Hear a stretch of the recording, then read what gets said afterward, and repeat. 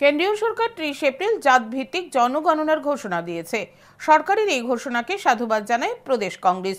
শুক্রবার প্রদেশ কংগ্রেস ভবনে সাংবাদিক সম্মেলন করে এই কথা জানান প্রদেশ কংগ্রেসের এসটি, এসসি, ওবিসি এবং মাইনরিটি ডিপার্টমেন্টের চেয়ারম্যান নিরঞ্জন দাস, মনোরঞ্জন দেবনাথ, শব্দকুমার জমাতিয়া ও রুহুল আমিন।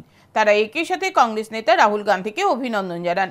কারণ দীর্ঘ বছর ধরে সংসদের ভিতরে ও বাইরে রাহুল গান্ধী জাত গণনার দাবি করে আসছিলেন, কারণ দেশের পিছিয়ে পড়া মানুষ বর্তমান সরকারের আমলে বঞ্চনার শিকার হচ্ছে।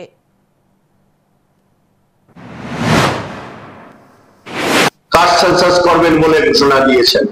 আমরা ওনার কাস্ট সেন্সাসকে সাধুবাদ জানাই। কিন্তু প্রথমেই আমরা ত্রিপুরা রাজ্যের পক্ষ থেকে, ত্রিপুরা রাজ্যের আপামর তফসিল জাতির পক্ষ থেকে আমি ধন্যবাদ জানাই আমাদের নেতা রাহুল গান্ধীকে। আপনারা জানেন গত 10 বছর পার্লামেন্টের ভেতরে এবং পার্লামেন্টের বাইরে উনি অবিরাম লড়াই সংগ্রাম করে আসছেন।